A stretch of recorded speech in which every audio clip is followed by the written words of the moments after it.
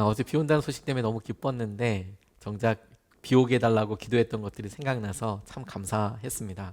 오늘 야고보서 13번째 시간으로 시련을 돌파하는 힘, 매번마다 반복해서 또 강조해서 이야기하고 있습니다. 시련을 만날 수밖에 없는 상황이 우리 삶이지요.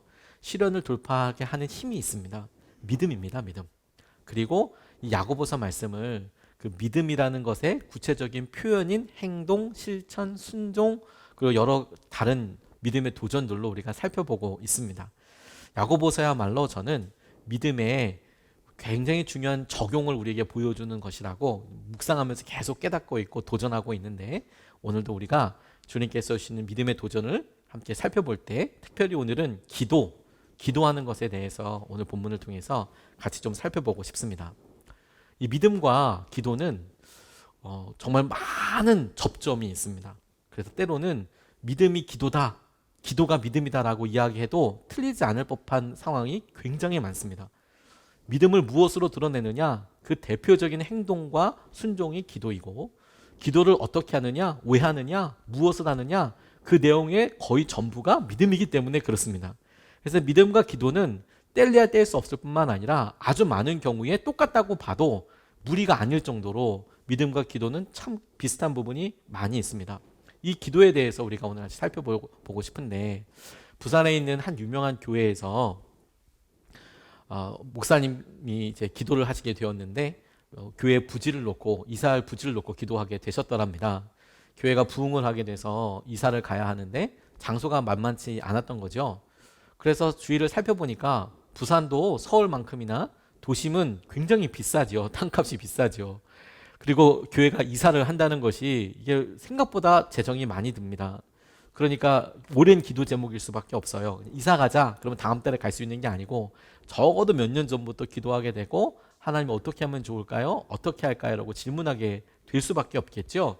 그래서 쭉 돌아다 보니까 아주 좋은 장소에 오래된 호텔이 하나 있더래요. 호텔을 그냥 쓰기는 좀 뭐하고, 그게 그래도 부산에 도심에 있으니까 좋은 곳에 있으니까 저 호텔을 사서, 호텔 부지를 사서 호텔을 헐고 거기다가 건물을 지으면 좋겠다, 이런 생각이 드셨답니다. 근데 뭐 이게 부지라는 것도 그렇고 땅을 매입한다는 것도 그냥 담임 목사 혼자서 생각할 수는 없지 않습니까? 하지만 기도는 혼자 할 수 있어요. 그래서 사모님이랑 목사님이랑 두 분이 그 호텔이 이렇게 있는 곳에 가서, 호텔은 펜스가 치어져 있으니까 안에 들어갈 수는 없어서 그 바깥에서 호텔을 향해서 이렇게 손을 들고, 하나님 이 호텔을 달라고, 이 호텔을 우리 교회 부지로 달라고 그렇게 간절히 기도했더랬답니다. 기도하고 오랫동안 기도했는데 영 응답이 없더래요. 그래서 이게 안 되는 건가 보다, 이게 좀 어려운가 보다, 뭔가 이제 입질이라도 있어야 성도님들과 이야기를 해보고 그럴 텐데 뭐 입질도 없고 이게 안 되는 건가 보다, 이렇게 포기하고 있을 즈음에 한 분이 찾아오셨대요. 한 분이 찾아오셔서 자기의 다급한 사정을 내밀고 막 이야기를 하고 땅을 좀 사달라고 교회와 담임 목사님한테 아주 간곡히 이야기를 하시더래요. 근데 그 땅 주인이 호텔 주인이 아니고, 이분이 호텔을 위해서 기도하다 보니까 호텔에 들어갈 수가 없어서 호텔을 위해서 기도하기 위해서 옆에 있는 부지에 가서 이렇게 기도하셨거든요. 그 부지의 주인이 오신 거예요. 자기가 밟고 기도했던 땅 주인이 오셔서, 그 땅이 호텔보다 한 수십 배가 더 큰 땅이었는데, 바다도 보이고 엄청 좋은 땅이었는데, 그런데 당시 IMF가 만나게 되고 땅이 크다 보니까 아무리 내놔도 그 땅을 살 수 있는 사람이 없으니 교회에 와서 제발 좀 사달라고. 그래서 당시 시가의 20%의 5분의 1의 가격으로 그 넓은 땅을 구입하게 되고 성전을 새로 짓게 되었다, 이런 이야기를 하시더라고요. 부산에 있는 수영로 교회 이야기입니다. 기도를 하면서 하나님께서 우리에게 놀랍게 응답해 주시는 것을 경험하는데, 기도를 통해서 그 기도에 대해서 그대로 응답해 주시는 주님뿐만 아니라 살아계심을 경험하게 되는 여러 다른 요소들과 또 상황들이 있어요. 그걸 우리가 발견하는 것이 굉장히 중요하다고 싶습니다. 주님이 기도를 통해서 우리를 인도해 주시는 것을 떠올린다면 기도가 응답되지 않는 것에 대해서 우리가 간단하게 생각할 수 없습니다. 우리가 오랫동안 기도를 해왔고 반복적으로 기도하고 있고 그 기도가 여전히 현실이라고 한다면 왜 기도가 응답되지 않을까? 그냥 막연하게 기다리면 되지 혹은 언젠가 되겠지 이런 것이 아니라 특별한 의미가 있다라고 생각을 하는 겁니다. 기도를 통해 주님이 우리의 믿음을 살펴볼 수 있게 하시기 때문에 그렇습니다. 기도가 응답되지 않고 있으면 계속 기도하든지 아니면 무엇인가를 깨달아야 할 때인데, 이 기도가 응답이 지연되는 과정에서 우리가 끊임없이 질문하게 되잖아요. 왜 안 되지 이게? 이게 지금쯤이면 됐는데 왜 안 될까?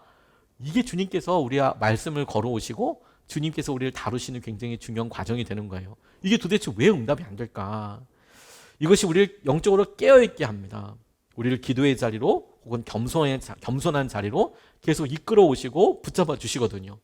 참 기도가 응답이 안 되고 간절한 상황에 우리는 이것 때문에 너무 힘들고 왜 이럴까 싶지만 정작 이런 연약함이 우리를 건강하게 살리고 있다니까요. 혹은 기도의 자리를 겸손하게 하신다니까요. 이 기도가 지연되는 것을 통해서 주님이 우리의 믿음을 훈련시키고 성숙시켜 주세요. 그리고 진단하게도 하고요. 믿음이 없으신 분들, 적으신 분들은 내가 기도하면서 이렇게 믿음이 없구나 이런 것도 깨닫게 되고요. 믿음의 생활을 오랫동안 해보시고 기도의 응답을 여러 번 경험한 기도의 분들이라 하더라도 기도가 지연되는 것을 통해서 주님이 우리의 마음에 아주 속속들이 엑스레이처럼 다 살펴보시고 우리 마음에 있는 숨은 의도와 상황들을 다 드러내게 하시는 것을 통해서 이 광야와 이 침묵이 우리를 성숙시켜 가게 하시는 것을 보게 돼요. 오늘 이 야고보서의 4계절 짧은 말씀이 바로 그 기도를 생각해 볼 수 있는 3가지 기준을 우리에게 질문하고 살펴보게 하신다고 싶어요. 첫 번째로 오늘 본문을 통해서 기도에 대해서 우리가 질문해 보고 기도가 지연되는 것, 기도가 응답되지 않는 것에 대해서 우리가 깊이 질문해 보고 묵상해 보고 싶은 것은 기도의 간절함에 대해서 우리가 질문해 보고 싶어요. 우리는 주님 앞에 간절히 구하고 있는가? 왜냐하면 본문 말씀이 구하지도 않는다고 이야기하고 있기 때문에 우리는 주님께 기도하고 있는가, 구하고 있는가? 이 질문을 해보고 싶습니다. 2절 말씀을 보면 여러분은 욕심을 부려도 얻지 못하면 살인을 하고 탐내어도 가지지 못하면 다투고 싸웁니다. 우리가 이런 것이 필요합니다라고 생각할 때 안 되면 싸워서라도 가지려고 하고 욕심을 표현하지요. 사람들이 상처받아도 그렇게 하는 상황을 우리에게 보여주시고 지적하시면서 그런데 여러분이 얻지 못하는 것은 구하지 않기 때문이다 라고 이야기하고 계시는 거예요. 아니 우리의 마음에 욕심과 필요가 이렇게 분명한데도 야고보는 우리의 영적인 상황에 대해서 이야기하기를 그런데 기도의 응답이 없다면 구하고 있지 않기 때문이다 라고 이렇게 이야기하는 것이지요. 사실 우리는 좀 이것에 억울한 면도 있어요. 무슨 소리세요? 우리는 새벽마다 기도하고 밥 먹을 때마다 기도하고 혹은 우리가 몸으로 느끼니까 우리의 고통과 우리의 아이의 여러 상황들과 필요는 볼 때마다 생각나는 거니까 부부의 관계나 부모님과의 사이는 전화통화뿐만 아니라 우리가 마주할 때마다 살아서 여전히 활동하는 액티베이트하고 있는 그런 어려움이고 문제인데 무슨 말이냐라고 생각하기 쉽지요. 이것의 의미를 살펴보는 게 중요하다고 싶습니다. 왜? 우리는 늘 간절하다고 생각하고 늘 기도한다고 생각하지만 그래서 하나님께서 안 들으시는 것 같고 그리고 응답해 주시지 않는다고 생각을 하지만 성경은 아니 구하고 있지 않아라고 이야기하고 계시니까요. 제가 이 간절함에 대해서 간절하게 구한다는 것에 대해서 주님께서 저에게 다시 알려주신 계기가 얼마 되지 않았습니다. 저희 아버지 통해서 그리고 그 아버지의 상황을 기도하고 그리고 이후에 깨달아지면서 주님께서 제게 간절함에 대해서 새롭게 눈을 열어주셨어요. 새벽 예배 마치고 돌아가서 이제 여러 아침에 해야 될 일들을 하기 바로 전에 전화를 받고 급하게 응급실로 가게 됐어요. 저희 아버지께서 교통사고 당하셨다는 말 때문에 응급실에서 보고 뵙고 기도하고 그리고 의사 선생님과 여러 이야기를 나누는데 만만치 않은 이야기, 행복하고 아름다운 이야기는 잘 안 해주더라고요. 어려우시다. 일단 결론은 어려우시다. 그런데 조금의 퍼센트, 사실 수 있는 조금의 가능성이라도 있는 경우는 수술을 해보는 것밖에 경우가 없다. 있으시면 100% 어렵고 그래 조그마한 가능성은 수술은 해볼 수 있겠다. 그런데 수술도 자신할 수 없다. 무슨 말을 그렇게 하는지 모르겠어요. 하지만 부모님이니까 어머니니까 아버지니까 누구라도 그런 상황이라면 당연히 저랑 똑같이 선택하셨을 것 같아요. 수술해 달라고. 그래도 거기에 조금의 퍼센트라도 있으면 수술해 달라고 그렇게 말씀을 드렸습니다.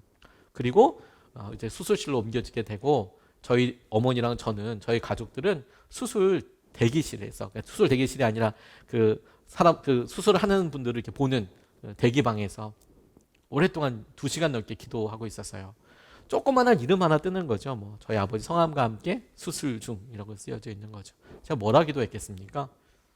의사의 말, 상황 이성적으로 이해가 돼요. 제게 차근차근한 설명한 말이 의미하는 바가 제게 이해가 됐습니다. 근데 제 마음속에 한결같은 기도, 아니 유일한 기도는 뭐였냐면, 하나님 기적을 열어주셔서, 기적을 허락해 주셔서 저희 아버지 살려주십시오라고 기도하게 되더라고요. 하나님 살려주십시오.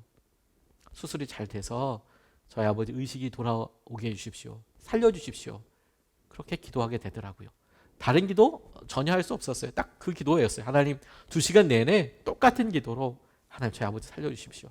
하나님 수술이 잘 되고 살려주십시오. 그거 하나밖에 없었습니다. 한 2시간여가 지나고 나니까 의사분이, 집도하셨던 의사분이 마스크에 이렇게 피가 묻어 있더라고요. 이렇게 오셔서 수술이 진행이 안 될 것 같다고, 그냥 덮어야 될 것 같다고, 지금까지 붓기를 빠지게 기다렸는데 약을 써봤지만 어려우실 것 같다고, 그리고 중환자실을 옮겨야 될 거라고 그렇게 이야기하세요. 그 말이 의미하는 바를 모르는 바가 아니죠. 그게 어떤 상황인지, 어떻게 되는지. 중환자실에 옮겨줘서도, 그런데 제 기도는 한결같았습니다. 하나님 기적을 일으켜 주셔서 저희 아버지 살려주십시오. 저희 아버지 살려주십시오. 심지어 제가 혹시라도 생길 여러 일들이 이성적으로 판단이 되기 때문에 장례와 관련된 일들을 여러 다른 분들과 상의하면서도, 의전과 관련된 부분들, 어떻게 장례를 모셔야 될지를 협의하는 과정에서도 제 마음의 기도는 늘 똑같았어요. 하나님 기적을 일으켜 주셔서 저희 아버지 살려주십시오.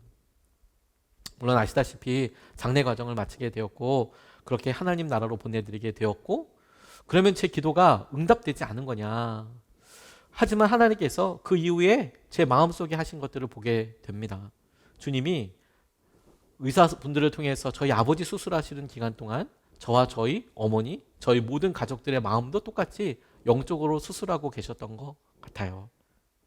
우리 마음속에, 제 마음속에 아버지와의 관계 가운데 보았어야 할 것, 고백했어야 할 것, 하나님 앞에 내려놓았어야 할 것, 기도해야 될 것, 회개해야 할 것, 그 2시간이 그냥 간절함이 있는 것, 그냥 간절하게 기도하는 것뿐만 아니라 기도할 때마다 제게 생각나게 하고, 정결함을 위해서 구하게 되고, 주님 앞에 메워 달리게 하고, 그렇게 되는 것을 알게 됐어요. 그래서 이 의미를, 영적인 의미를 앞으로도 두고 새롭게 깨닫게 될 터이지만, 제게 중요한 것 한 가지 알았습니다. 그게 뭐냐면, 기도를 간절하게 한다는 것은 그 기도가 응답될 것이냐 안 될 것이냐, 혹은 몇 %냐와 관련된 문제가 아니라, 그 기도가 응답될 때까지, 적어도 그 기도에 그 이후에 향방을 할 때까지 포기하지 않는 것이라는 것을 하나님께서 너무도 분명하게 알려주셨어요. 그렇게 따져보면 여러분들이 기도했던 내용들과 안 됐다고 이야기하는 것들은 혹시 너무 일찍 포기된 것은 아닙니까? 주님께서 보시기에 여전히 그것을 가지고 우리를 다루시고 우리와 이야기하시고 우리의 또 다른 영역으로 나아가기 원하실 때, 우리는 희망 고문하지 말라고, 너무 힘들다고 너무 쉽게 이것을 내려놓고 하나님께서 말씀하시는 그 풍성함과 깊이를 우리 스스로가 포기하고 놔둔 것이 아닌지를 질문해 봐야 한다는 겁니다. 예수님께서 비유로 기도에 대해서 설명하실 때 불의한 재판관의 이야기를 하셨습니다. 아무도 두려워하지 않았습니다. 이 재판관은 하나님도 두려워하지 않았다라고 비유에서 예수님이 그렇게 설명을 하시면서 비유를 드셨어요. 하나님도 두려워하지 않는 재판관이 어느 날 찾아와서 자기의 억울함을 호소해 달라고 이야기하는 가난해 보이고 연약해 보이는 과부의 이야기를 듣고 모른 척해줘. 그걸 왜 들어줍니까? 라고 생각했나 봅니다. 무시하고 외면하고 상관없이 여기는데, 이 마음에 억울함을 품었던 과부라고 나와 있는 이분이 계속 찾아오는 거예요. 나의 억울함을 풀어달라고, 저의 억울함을 좀 들어달라고, 이걸 좀 해결해달라고, 당신밖에 없다고 간절히 매달리고 또 매달리고 또 매달리는 그 모습을 보고 불의한 재판관이 혼자 생각하는 겁니다. 와, 내가 아무도 두려워하지 않지만, 내가 심지어 하나님도 두려워하지 않지만 이거 안 풀어줬다가는 계속 찾아오겠구나. 아, 힘들겠다. 그래서 그 계속 찾아오는 것이 너무 부담되고 힘들어서 그래서 이 과부의 마음을 헤아려 주어야겠다라고 결정하지 않겠느냐. 기도하면서 낙심하지 말아야 될 것을 설명하시며 이 비유를 드시는데, 중요한 것은 이 비유를 기도하면서 낙심하지 말아야 될 것이다 라고 설명하시면서 그 비유를 맨 마지막에 한 문장으로 이렇게 질문과 함께 우리에게 의미를 새겨주세요. 그런데 이 질문을, 비유를 얘기하신 다음에 제자들에게, 설교를 듣는 사람들에게, 그런데 마지막 날에 그런 믿음을 보겠냐? 그런 믿음을 보겠느냐? 그렇게 믿음을 쓰는 사람을 보겠느냐? 이 말은 기도하면서 낙심하지 않고 간절히 구하는 것에 대한 예수님의 표현은 그런 믿음 보겠느냐? 그게 믿음이라고 이야기하시는 것이죠. 간절함이, 주님께 매어 달림이 기도인 것이죠. 믿음인 것이죠. 히브리서 11장 6절 말씀에 보면 이렇게 나와 있습니다. 믿음이 없이는 하나님을 기쁘시게 하지 못하나니 하나님께 나아가는 자는 반드시 그가 계신 것과 그가 자기를 찾는 자들에게 상 주시는 이심을 믿어야 할지니라. 새 번역이랑 조금 문장이 다를 수 있습니다. 믿음이 없이는 하나님을 기쁘시게 하지 못하는데 하나님께 나아가는 자는 하나님께서 살아계신 분이시고 뿐만 아니라 자기를 찾는 자들에게, 하나님께 기도하는 사람들에게 하나님께서 상 주시는, 다시 말해서 answer, 대답하시고 respond, 반응하시고 하나님께 나아오는 자들에게, 하나님을 찾는 자들에게 하나님께서 어떤 방식이든 우리가 생각하는 것보다 더 좋은 상이라고 표현할 응답으로, 반응으로 함께 하시는 분이시라는 것을 믿어야 할지니라. 하나님께 나아가는 자는, 믿음이 없이는 하나님을 기쁘시게 하지 못하는데, 그 믿음의 핵심이 뭐냐면 주님께 기도하는 사람들이 하나님께서 반드시 응답해 주시되 그 응답은 상이라고 부를 만큼 좋은 것으로 내게 응답해 주실 거야를 믿는 것, 그게 주님을 기쁘게 하실 뿐만 아니라 믿음이라고 이야기하는 것이죠. 우리의 간절함이 주님께는 믿음이라고 이야기하고 계시는 거예요. 조지 밀러가 자기가 전혀 알지 못하는 땅끝이라고 생각했던 곳이, 그가 활동하고 살았던 곳이 독일의 동부 쪽에 해당되는 베르린 근교에 있는 할레라는 곳이었습니다. 그곳에서 아무도 알지 못한다고 생각해서 갔던 곳은 온 유럽을 쭉 통과해서 바다 건너편인 영국이었습니다. 영국에서도, 영국 해변 근처에, 런던은 비교적 멀지 않지만 런던에서도 또 서쪽으로 쭉 가면 그러면 브리스톨이라는 곳이 있어요. 영국에서도 또 제일 서쪽입니다. 그곳이 적어도 뮬러가 생각했을 때 땅끝이었나 봐요. 자기가 아무도 모르는 곳. 근데 그곳에서 그가 무엇을 했냐면 산업혁명 이후에 버려진 아이들 노동 현장으로 잡혀가서 혹은 거기에 투입돼서 교육의 기회를 박탈당하고 여러 사회적인 어려움이 있을 때 고아들을 돌보고 아이들을 학교를 세우고 보육원을 만들고, 그래서 2,000명이 넘는 고아들을 사랑으로 양육하는 일을 그가 감당했습니다. 처음부터 2,000명을 모아놓은 것은 아니지만 그가 믿음으로 한 명씩 한 명씩 데려다 키우기 시작하고, 그래서 보육원을 만들고 학교를 만들고, 그리고 선교사님들을 그곳에서 파송하고 죽을 때까지 그렇게 사역을 했고, 그가 한 번도 우리가 어려우니 도와달라고 표현한 적이 없어서 믿음으로, 페이스 미션이라고 하죠. 믿음 사명, 선교, 도와달라는 이야기를 하지 않았음에도 불구하고 2,000명의 사람 고아들을 다 먹이고 살렸을 뿐만 아니라 그 많은 학교들, 교회들을 세웠다는 것을 주목하게 되면서 그 액수가 대략 7천만 달러 정도였다고 이야기합니다. 현재는 700만 달러라고 이야기하는데 현재는 한 7천만 달러보다도 더 큰 돈이라고 이야기하는데, 그 액수가 크고 작음보다도 2,000명을 살린다는 것은 쉽지 않죠. 근데 그가 자기의 삶에 대해서 표현할 때 이렇게 이야기합니다. 이 땅에 자기가 보니까 단 한 종류의 빈곤밖에 없다.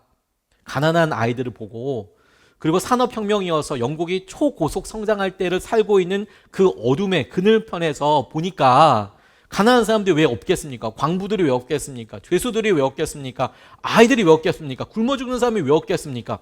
그런데 그곳에서 사역하던 조지 뮬러가 보기에 유일한 빈곤, 유일한 가난은 딱 하나밖에 없더라. 그게 뭐냐? 기도의 빈곤이다. 기도의 빈곤. 충분히 기도하지 않아서. 말은 표현하는 것이 완성이 아니에요. 말의 목적 자체가 우리가 표현하는 말을 전달하는 거잖아요. 알아듣는 게 목적이잖아요. 야야야야야, 이렇게 제가 설교 시간 내내 야야야 계속 이렇게만 얘기한다고 생각해 보세요. 처음에는 무슨 뜻이 있어서 그러려니 하고 한 13초 정도는 어떻게 생각해 볼 수 있겠지만 그 다음부터는 바로 지금 유튜브로 보시는 많은 분들 다 나가실 거예요. 저 뭐 하는 거야 지금? 저 뭐 하는 거야? 라고 생각을 하실 거죠. 말은 표현에 얼마나 간절하게 표현하느냐, 이런 표현에 완성이 있는 게 아니고 이 표현이 잘 전달되었는지, 우리의 의도대로 잘 전달되고 이해가 되었는지가 목표라는 거예요. 그래서 포기한 기도는 포기한 믿음이고 그만큼 간절하지 않았다라는 거예요. 그 간절함이 우리를 영적으로 살리기에 여러분 다시 한번 기도의 자리에 나아가기를 결단해야 합니다. 간절함에 대해서 주님께서 물으세요. 두 번째로 우리가 주목하고 싶은 것은 이 기도의 방향성에 대해서 생각해 보고 싶습니다. 방향성이라고 이야기할 때 어느 옳은 방향이 있다라는 것이 아니라 우리가 기도의 방향이 맞냐, 지금 제대로 된 방향을 가고 있느냐, 마치 그 나침판이 부들부들 떨리는 것처럼 계속 고민을 하게 되죠. 이게 제대로 된 방향이냐, 기도를 잘 하고 있는 거냐라고 생각하는 것이 우리의 영적인 건강함의 척도일 뿐만 아니라 그 질문이 우리를 살아있게 하는 거예요. 기도의 방향성이라고 표현을 해봤는데 옳지 못한 것, 그것을 네가 잘못 구하고 있는 것은 아닌지라는 질문이 우리를 얼마나 겸손하게 하는지 몰라요. 오늘 2절 말씀을 포함하고 있는 1절부터 3절까지의 말씀을 보면 구하지 않는다는 것이 이렇게 표현되어 있어요. 1절에서부터 3절까지 말씀을 보면 무엇 때문에 여러분 가운데 싸움이나 분쟁이 일어납니까? 싸움과 분쟁이 일어나는 것을 보십시오. 여러분도 한번. 여러분의 지체들 안에서 싸우고 있는 육신의 욕심에서 생겨난 것 아닙니까? 이 사람은 이걸 원하고 이 사람은 이걸 원해요. 그러다 보니까 싸움을 원해요. 심지어 기도도 그렇게 하겠죠. 2절 말씀에 여러분은 욕심을 부려도 얻지 못하면 살인을 하고 탐내어도 가지지 못하면 다투고 싸웁니다. 교회와 교회에서 교인들이 혹은 서로 믿는다는 사람들이 그렇게 하더라. 그래서 여러분이 얻지 못하는 것은 구하지 않기 때문이요. 3절 구하여도 얻지 못하는 것은 자기의 쾌락을 누리는 데에 쓰려고 잘못 구하기 때문입니다. 이렇게 이야기합니다. 너의 욕심으로 구하고 있는 것 아니냐. 그 욕심의 결과인 쾌락이라고 표현하고 있는 이 단어에 주목하게 되는 거예요. 잘못 구하고 있기 때문에 기도 응답 안 되고 있는 것 아니냐라고 주님께서 기도에 대한 당신의 생각을 야고보를 통해서 보여주신 것이죠. 자기 쾌락을 누리는 데 쓰려고 구하는 것을 잘못 구하는 것이라고 말씀하신 것, 그리고 이것이 기도가 응답되지 않는 이유라고 이야기하시는데, 말씀을 묵상하고 준비하면서 혹은 기도하면서 이 쾌락이라는 단어가 우리를 얼마나 불편하게 만드는지 몰라요. 왜? 쾌락이라고 이야기하니까 마치 뭐 우리가 꼭 무슨 뭐 다른 사람들이 이야기하는 육체적인 거나 뭐 이런 뭐 쾌락을 위해서 기도한다고? 그건 아니잖아 라고 피해갈 수는 있지만, 정작 우리가 이 질문들을 집요하게 우리 자신에게 적용할 때 힘든 건 뭐냐면 이게 나 좋자고 하는 것 아닌가 결국에? 이게 결국엔 나 좋자고 하는 거 아닌가? 그 질문에서 벗어나기가 쉽지가 않은 거예요. 쾌락이란 말은 그래 쾌락까지는 아니야 라고 우리가 대답할 수 있을지 몰라도 결국에 자기를 위하여 너 좋자고 기도하는 거 아니야? 라는 질문이 우리를 굉장히 불편하게 만드는 것이죠. 그래서 우리가 기도하고 간절히 기도할 때 주님께서 먼저 그 나라와 의를 구하라 그리하면 이 모든 것을 너에게 더하시리라고 말씀하셨으니까 앞에 사족처럼 엄청난 이유를 답니다. 하나님, 저희가 경제적으로 다시 회복이 되면 하나님의 나라와 영광을 위해서 쓰겠습니다. 그렇게 그냥 막 엄청 기도를 하고 결단을 하지만 내심 이제 마음속에 정말 하나님의 나라만을 위한 것이냐, 나를 위한 것은 아니냐 라는 질문이 주님 앞에 더 가까이 간절히 나아갈수록 참 우리를 불편하게 해요. 교회가 부흥되는 것이, 주님 교회가 부흥되는 것이 저한테 좋은 겁니까? 주님이 좋으신 것이죠. 영광이죠 라고 이야기하지만 정작 그 기도를 하는 사람이 목사이고 목사인 저에게 같이 걸려지는 여러 일들을 생각하면 이 욕심과 쾌락이라고 부를 수도 애매한 이 욕심과 하나님의 나라, 하나님의 뜻, 이거 구분하는 게 쉽지가 않아요. 그런데 그런 상황 자체가 오히려 주님께서 우리에게 이 말씀을 통해서 명확하게 인지하도록 거울처럼 보여주도록 하시는 것 같아요. 왜? 그 질문 자체가 요구하는 바가 깨닫게 하시는 것처럼 너 아니야 이게 목적이 아니고요. 그 질문을 통해서 우리를 굉장히 정결하게 하세요. 이 질문 자체가. 이게 질문하는 목적이 뭐냐면 너 네 쾌락을 위해서 구하는 거야? 너의 욕심을 놓고 구하는 거야가 아니고 그 의도 자체가 이 질문 하나가 우리를 계속해서 정결하게 해요. 아니에요, 주님. 우리가 그렇게 생각하게 될 때 걸려지는 문제들에 대해서 기도하게 하시고 나는 나의 쾌락을 위해서 구하는 것이 아닙니다 라고 계속 스스로 질문을 찾고 찾아가는 과정이 주님이 우리를 다루시고 성숙해 가시고 만져가시는 놀라운 통로이고 훈련이고 과정이 되는 거예요. 그래서 저에게 기도하지 않는 것, 그러니까 아예 구하지 않는 것, 그리고 잘못 구하는 것, 둘 중에 뭐가 더 영적으로 안 좋냐 나쁘냐 라고 이야기한다면 저는 당연히 구하지 않는 거라고 생각이 들어요. 왜? 잘못 구하더라도 우리는 그 구하는 기도가 하나님께 하는 것이고 기도는 하나님과의 대화이기에 시도가 잘못됐다 하더라도 주님께서는 그것을 통해서 우리를 만져가시고 붙잡아가시고 이끌어 가시지요. 그리고 기도를 실제로 해보면 알게 되는 영역이 있어요. 뭐냐? 기도가 대화이기 때문에 주님께서 기도하는 과정에 반드시 우리의 삶과 인격을 만지신다는 거예요. 반드시 우리의 삶과 인격을 만져가세요. 만져가시고 우리 주님은 보통이 아니시거든요. 당신의 자리로 우리를 이끌어가시고 만져가세요. 시작은 우리의 욕심일 수 있어요. 하지만 주님은 기도하면서 우리 마음의 헛된 것들을 분리하십니다. 그게 기도가 응답되는 데까지 걸리는 이유이기도 해요. 그래서 야고보서 1장 4절 말씀에 보면 우리가 처음 살펴보기도 했지만 이렇게 나와 있습니다. 여러분은 인내력을 충분히 발휘하여 조금도 부족함이 없이 완전하고 성숙한 사람이 되십시오. 인내력을 부족함이 없고 완전하고 성숙한 사람이 되는 과정 가운을 두셨다는 이유로 두신 거예요. 기도가 지연되는 이유, 기도가 오랫동안 응답이 안 되는 이유는 뭐라고요? 우리를 완전하고 성숙하게 하시려고. 주님께서 여전히 그것을 우리에게 시간으로 기회로 요구하고 계시는 것이죠. 부족함이 없이 완전하고 성숙한 사람이 되게 하시는 거예요. 그래서 이게 잘못된 기도인가? 그것 가지고 고민하기보다 주님께 와서 기도하는 시간을 늘리고 기도의 자리를 지키는 것이 믿음의 행동이 되는 것이죠. 어느 분이 본인이 가정 가운데 있었던 어려운 이렇게 고백을 해놓으신 글을 봤습니다. 남편이 1년 사이에 2번이나 실직을 하게 됐대요. 쉽지 않지 않았겠습니까? 1년에 2번이나 실직을 하게 됐대요. 2번. 오랫동안 잘 다니던 회사가 있었는데 권고사직을 당했답니다. 권고사직을. 그만 나오라고. 얼마나 힘드셨을까요? 그래서 3개월을 실직 상태로 보냈답니다. 그렇게 보내다가 간신히 취직이 됐어요. 근데 3개월 만에 다시 나오지 말라고 이야기하더래요. 그러니 가정에서는 참 이 직업이 너무 중요하잖아요. 그래서 마음이 막 정말 눈앞이 캄캄하고 어이가 없더랍니다. 이 여자분이 보기에. 너무 어이가 없고.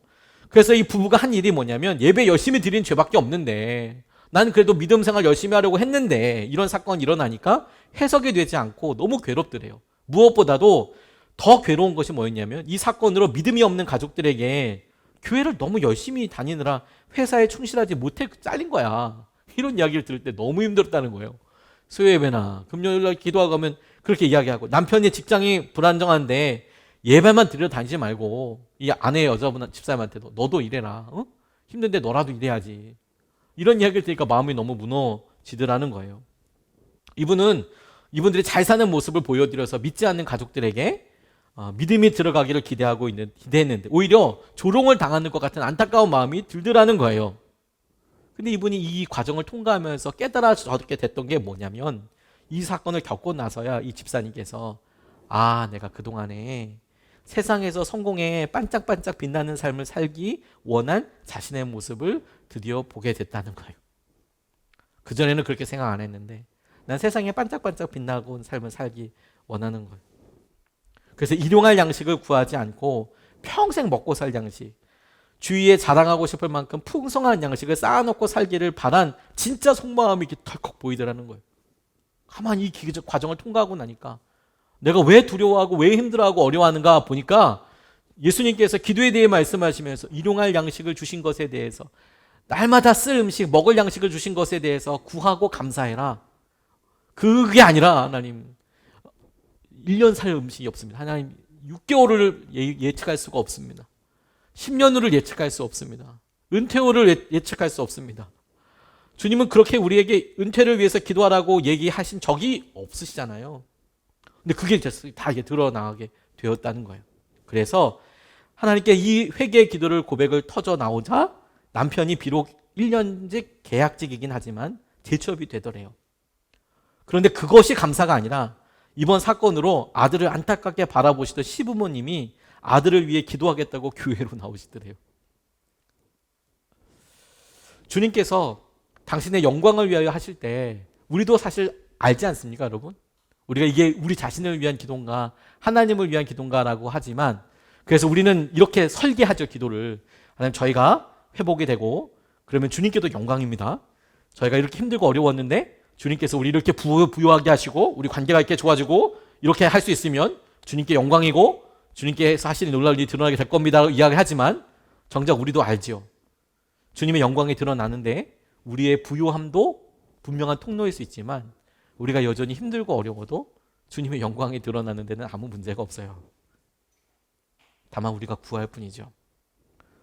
그럼에도 불구하고 저는 간절히 기도해야 된다고 생각해요. 저는 자녀를 위한 기도 전 반드시 해야 된다고 생각합니다. 자녀가 공부 잘하게 해달라고 기도하는 거 전 정말 무릎 꿇고 날마다 기도해야 된다고 생각합니다. 정말 그렇게 해야 된다고 생각합니다. 주님 관계 회복을 위해서 남편과 아내 사이에, 자녀 사이에, 부모님 사이에 관계 기도하는 거, 그리고 치유해달라는 기도, 저는 금식을 하면서도 해야만 한다고 생각해요. 그 안에 어떤 의도가 있든지 간에 저는 해야 한다고 생각합니다. 그리고 저도 간절히 그렇게 간구하고 있고 저희 성도님들을 놓고도 그렇게 기도하고 있습니다. 치워달라고, 채워달라고, 먹여달라고. 날마다 양식뿐만 아니라 하나님, 이 일이 주님께 영광이 되기를 원한다라고 저도 그렇게 기도하고 있습니다. 그리고 응답해 주신다고 저는 정말 생각하고 믿고 있어요. 그런데 여러분, 우리가 그렇게 믿으며 기도하면서 오늘 본문 말씀을 가지고 생각해야 한다는 거예요. 그런데 다 응답해 주시지 않는 이유가 있다면 자녀들이 우상이란 사실을 우리에게 알려주시기 위함이 아닐까. 건강이 우리의 욕심이라는 것을 알려주시기 위한 것이 아닐까.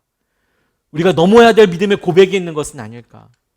우리가 재정을 통해서 하나님 앞에 고백해야 될 것이 있는 것은 아닐까라고 우리가 끊임없이 찾으면서 돌아보면서 기도하면서 정결함의 자리에, 겸손함의 자리에 가 있어야 된다는 거예요. 기도의 자리에. 이게 배치되는 게 아니에요.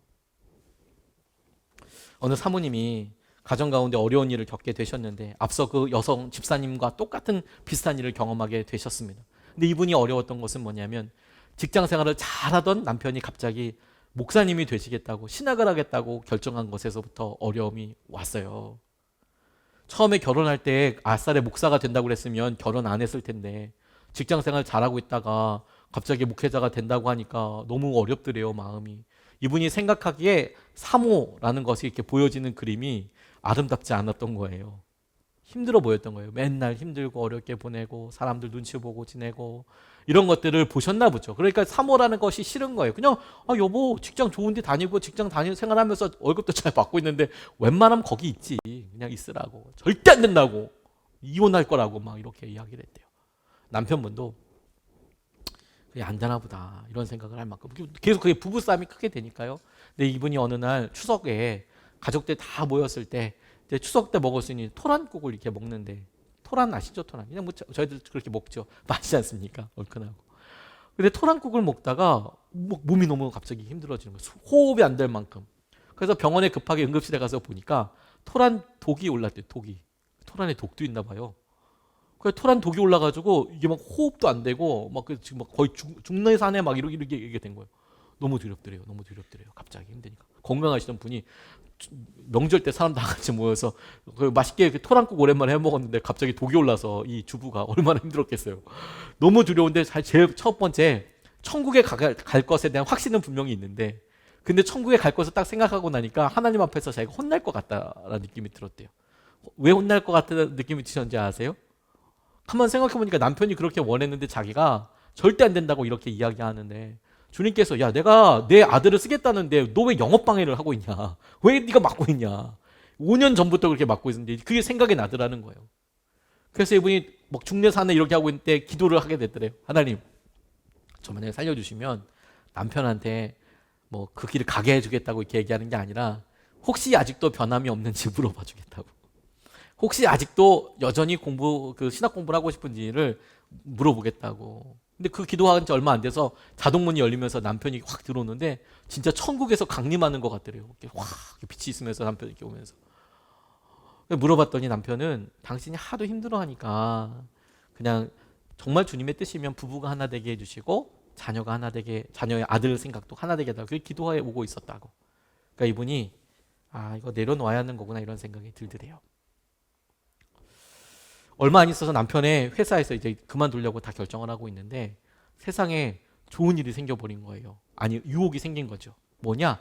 회사에서 미국 미시건 대학교의 최고 경영자 과정인 EMBA 과정에 장학생으로 보내주겠다고 뽑힌 거예요.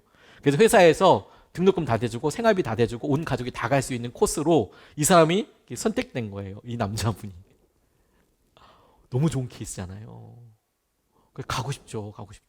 그래서 바로 확인해 봤대요. 혹시 갔다 온 다음에 그만둘 수 있냐고. 근데 여러분, 세상에 어느 회사에서 갔다 와서 바로 그만둘 사람을 유학 보내줍니까? 당연히 갔다 왔으면 기여해야지. 꽤 오랜 기간 동안에. 그게 보내준다는 건 임원으로 올라갈 수 있다는 가능성도 있는 것일 텐데 뭐 얘기는 그렇게 하지 않아도 당연히 갔다 왔으면 그걸 빼먹겠죠. 공짜가 어디 있습니까? 공짜가.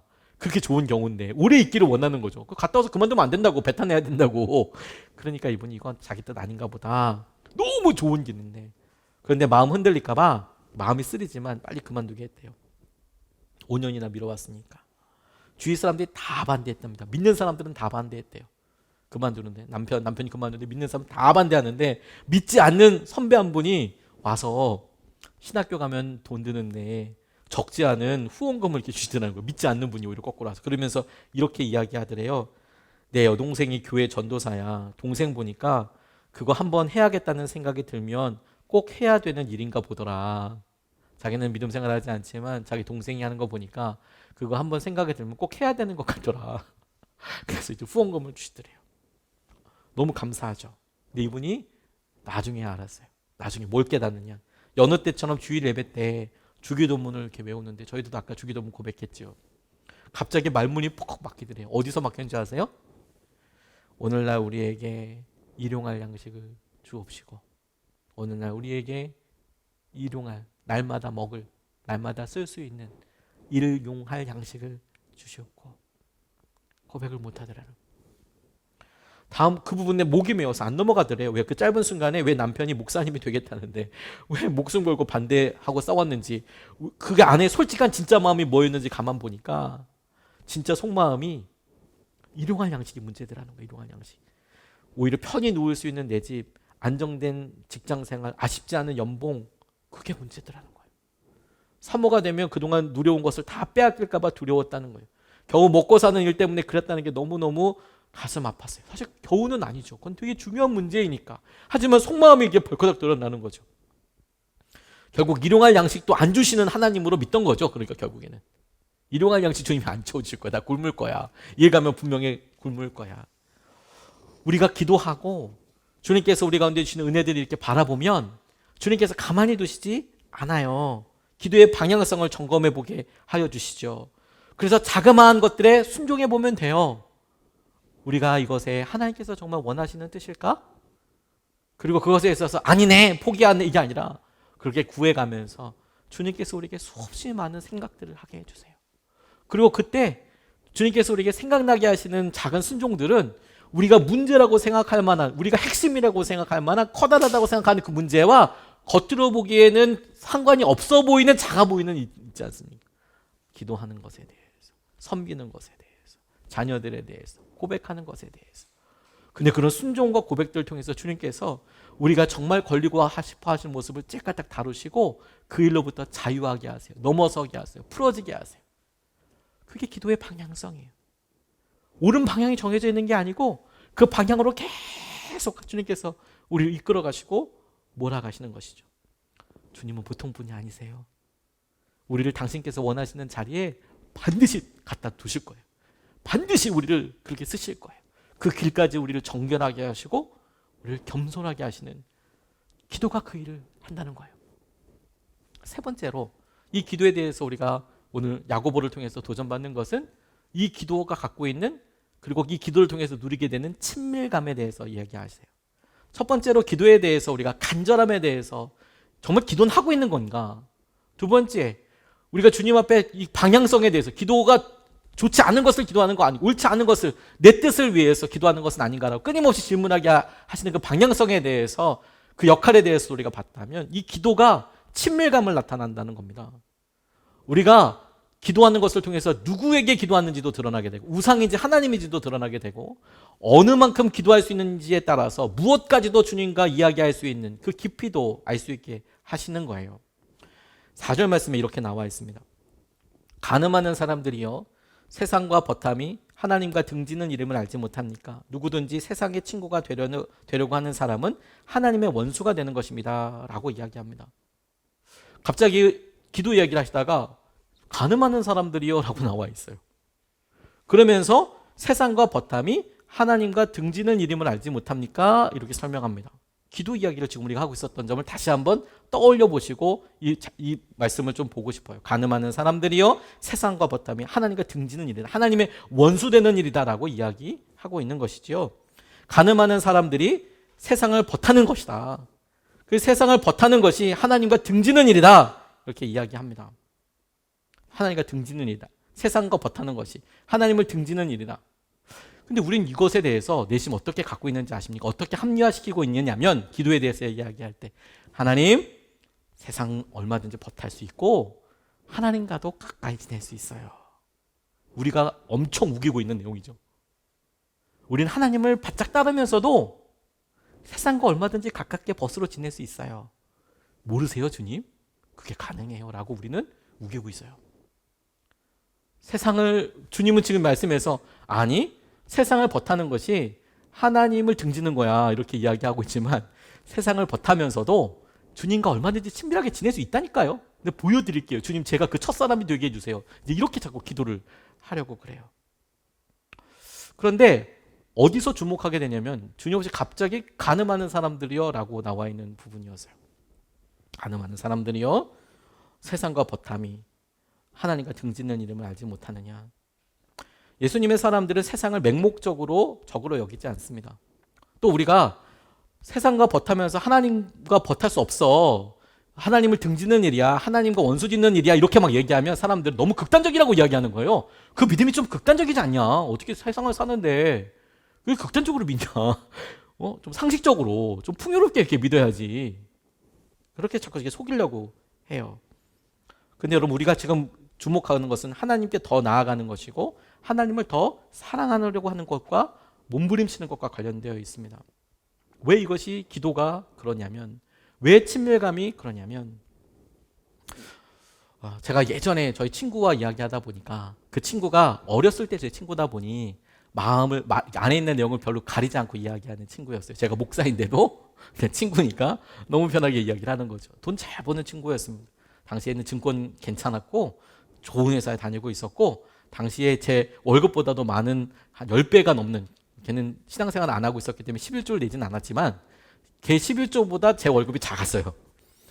많이 이렇게 벌고 있었죠. 물론 제 월급이 워낙 낮기도 했었고 물론 그 친구가 워낙 많이 벌기도 했었습니다. 그 재수 씨도 지는 형수님이라고 우기지만 재수 씨도 전문 직종을 가지고 있었고요. 그래서 그냥 만나서 이렇게 이야기하면서 저는 이제 목회하고 뭐 이렇게 사역을 하니까 좀 친구들 이렇게 만나서 그 친구가 저한테 지나가면서 한 얘기가 뭐냐면 그 전날 밤에 있었던 뭐 이런 이야기죠. 접대받았던 이야기였습니다. 남자들이 접대받는 이야기. 그냥 돈을 많이 벌면서 어디 술집에 가고 그래서 접대할 때 여자들도 나오고 뭐 이런 이야기를 이제 뭐 그 얘기만 한 건 아니고 지나가면서 쓱 이야기하는데 저는 사실 뜨악한 전혀 다른 세계가 이렇게 보이더라고요. 그렇구나. 그래서 이걸 얘기해야 되나 말아야 되나 진짜 고민 많이 했던 기억이 났어요. 근데 그게 그냥 신문지상이나 이런 데 보면 결혼한 부부 중에 배우자 말고 다른 이성 친구가 있는 경우도 많고 불륜과 외도에 대해서 요즘 너무 일반화되게 이야기하는 것 같기도 하고 심지어 여러분들도 아마 떠올려 보십시오. 여러분 주위에 친한 사람 중에서 실수나 엉겹결 보기 이 사람 남자친구가 있네 근데 결혼한 여자분이고 여자친구가 있네 근데 결혼한 남자분이고 그렇게 알아차렸던 그때를 생각해 보면 여러분들 마음을 점검해 보라는 거예요. 어떠신지. 속상하세요? 아니죠. 좀 뜨악하죠. 뭐 이분 좀 그러네라고 생각할지 못해도 별로 그게 마음에 분노나 걸림이 되지는 않잖아요. 아닌가요?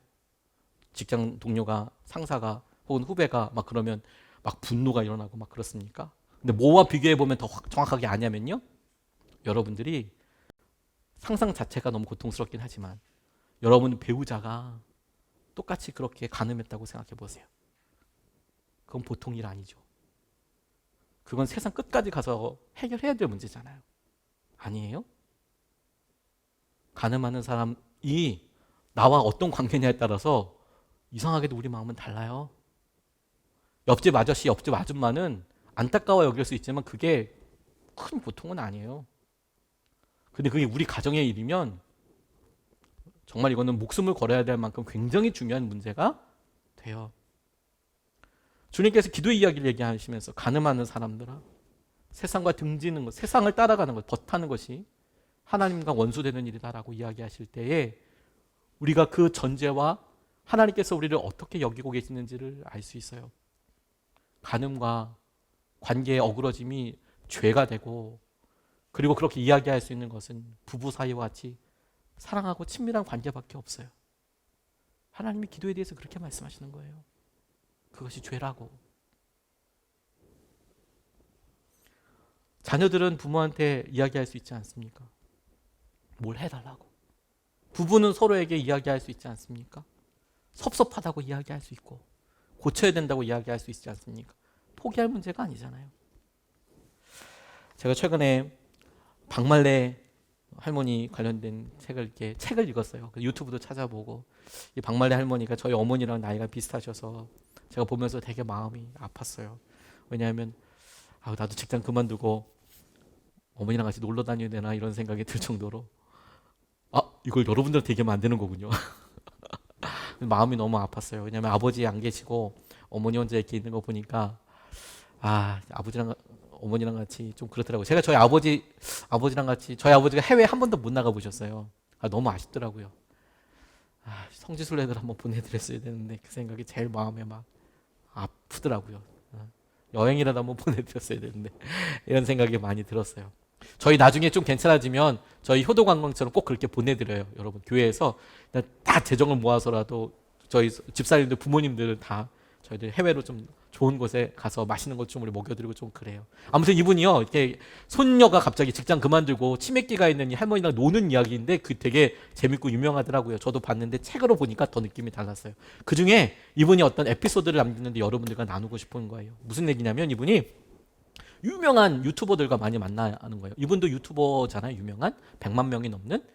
음식 평생 하시던 분이에요. 용인 쪽에서 음식 해서 70이 넘도록 계속 음식 죽어라고 가난한 가운데 살았는데, 어느 날 치매가 있을 수 있다고 이런 얘기를 들으니까 손녀가 듣고 마음이 너무 아파서 그런 일이 있다 보니까 유명한 사람들이랑 많이 만났거든요.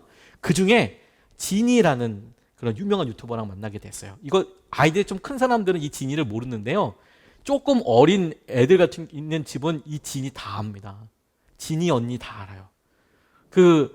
뭐 하는 사람이냐면 장난감 언박싱, 새 장난감 있는데 그걸 언박싱해서 그걸 재밌게 갖고 놀아요. 이건 뭐고 막 소꿉장난 할때 막 갖고 노는데 진짜 재밌게 논대요. 그래서 애들이 그걸 너무 좋아해요. 언박싱하는 거. 뭐 나쁜 얘기로 하는 건 아니니까 헤이진이 그렇던가요. 그래서 아무튼 그런 엄청 유명한 유튜버입니다. 장난감을 가지고. 근데 이게 박말래 할머님이랑 진이랑 만나게 된 거예요. 진이 언니랑 만났는데 가보니까 이 사무실에 가보니까 같이 유튜브 찍고 이러는데 장난감이 어마어마하게 많더라는 거예요.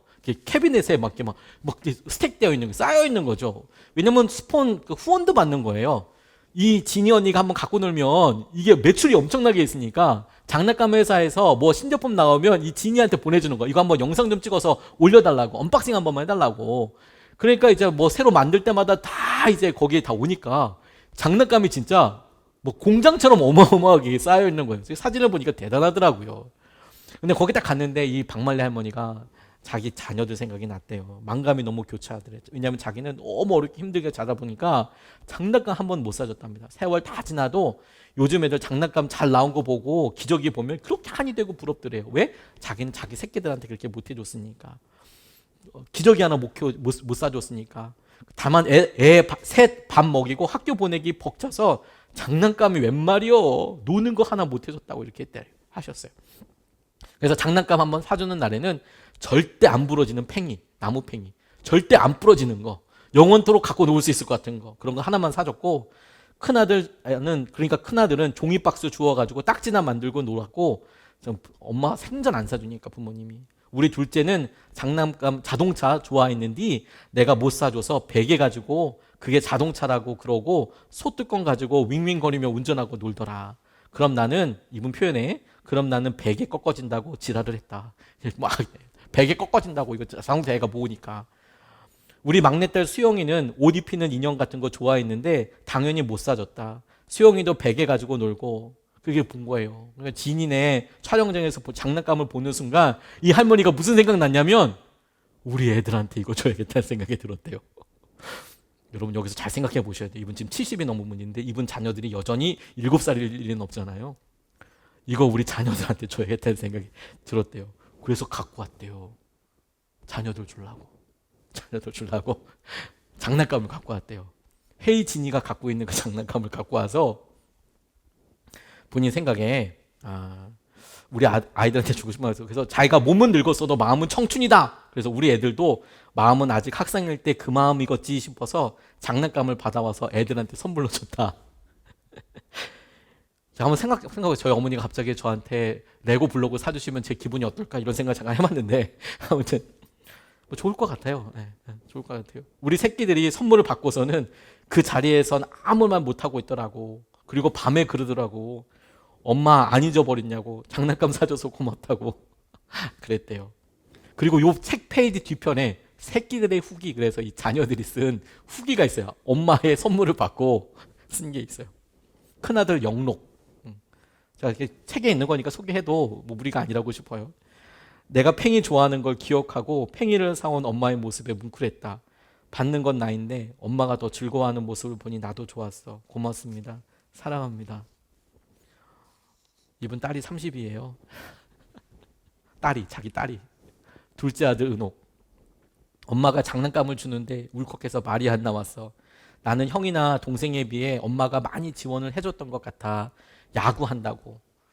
운동을 했나 봐요. 엄마 속 많이 썩었지. 그래서 내 머릿속엔 내가 원하는 거 엄마가 고생하면서도 다 해준 기억만 있어서 장난감 받을 때도 형이랑 동생에게 더 미안한 마음이 들었어. 모두 사랑합니다. 이 마지막 이제 막내딸 때문에 제가 이거 인용하게 된 건데요. 막내딸 수영.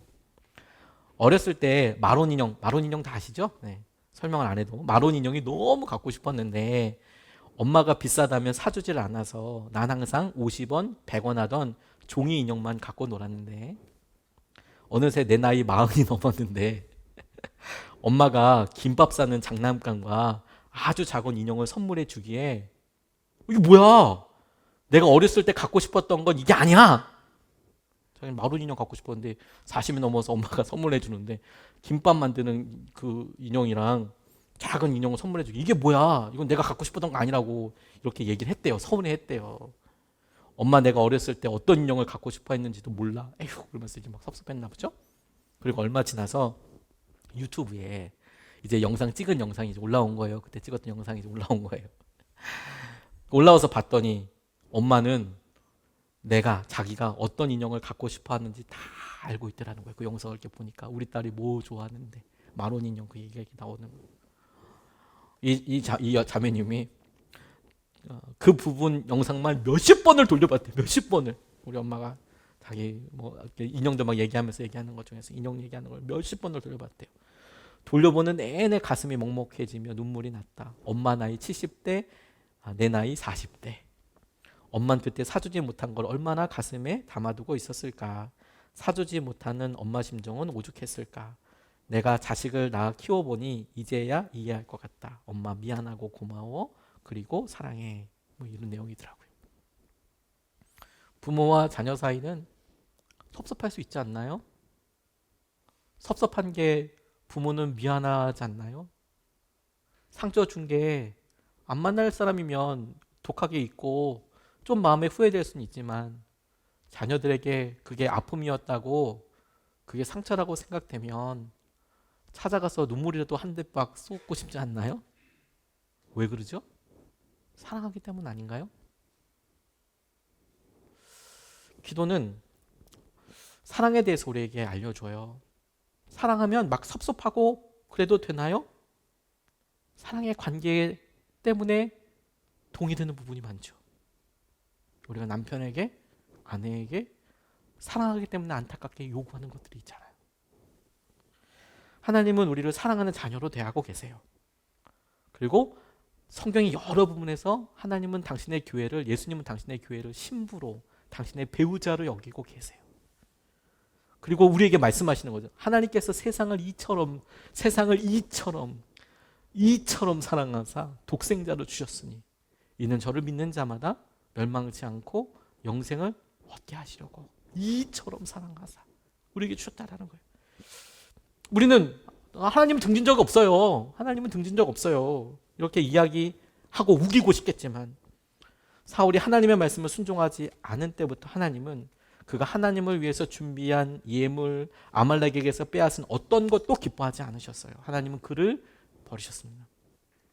세상과 친구이냐, 하나님의 원수가 아니냐라는 질문은 우리의 기도가 사랑과 관련되어 있기 때문에 우리에게 중요한 질문이 돼요.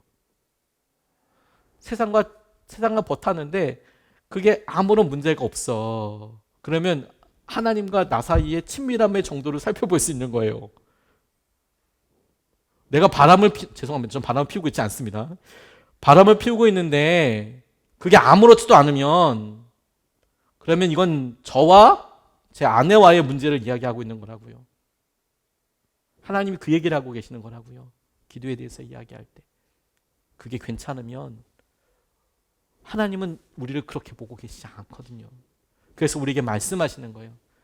세상과 버타는 것이 하나님의 원수가 되는 것이다라고 이야기할 때 그걸 둘 중에 하나 선택해, 끊어! 이게 아니라 너는 기도를 통해 하나님께서 우리에게 물으시기를 내가 너를 사랑하고 내가 너를 붙잡고 너를 가까이 하는 것만큼이냐? 너도 내 마음이냐? 라고 물으시는 거예요. 너도 내 마음이냐? 기도는 그 과정이에요. 그래서 여러분, 다른 누구와 친밀하다고 해서 원수가 되는 경우는 사랑하는 관계밖에 없어요. 진짜 그 관계밖에 없어요. 옆집 아줌마 아저씨들은 괜찮다니까요. 주님 우리에게 그렇게 얘기하시는 거예요.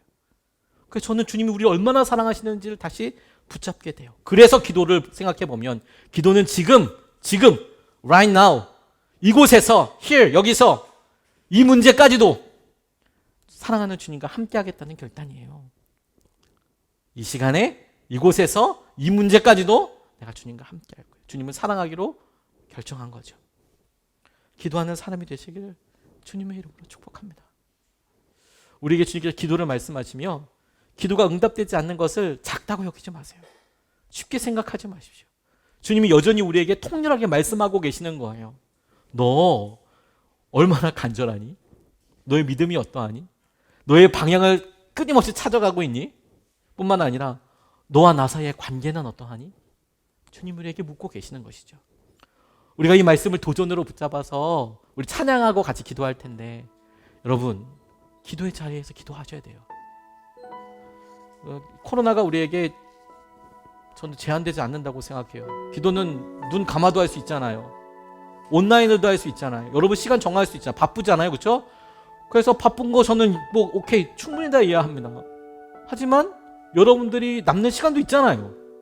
여러분들이 시간 새벽에 못 깨운다는 거 오케이 이해돼요. 저녁밖에 시간이 없다는 거 너무 이해가 돼요. 하지만 기도 안 하는 것은 이해가 안 돼요. 그럼 저녁에 정하세요. 교회에 나오는 거 교회 오신다면 열어드리고 아니라 그러면 여러분 집에서도 하실 수 있잖아요. 온라인도 하실 수 있잖아요. 기도하세요. 영상 틀어놓고 저희 매일같이 특세하는 이유가 뭐냐면 영상 틀어놓고 그 위에 기도 뒤에도 쭉 연결해 놓잖아요. 기도하시라고 하나님께서 하시는 그것을 통해서 살아계신 하나님이 저와 여러분들 놀랍게 인도해 가시고 이끌어 가시는 것을 보고 싶습니다. 오늘 찬양하고 그 주님 앞에 기도하겠습니다.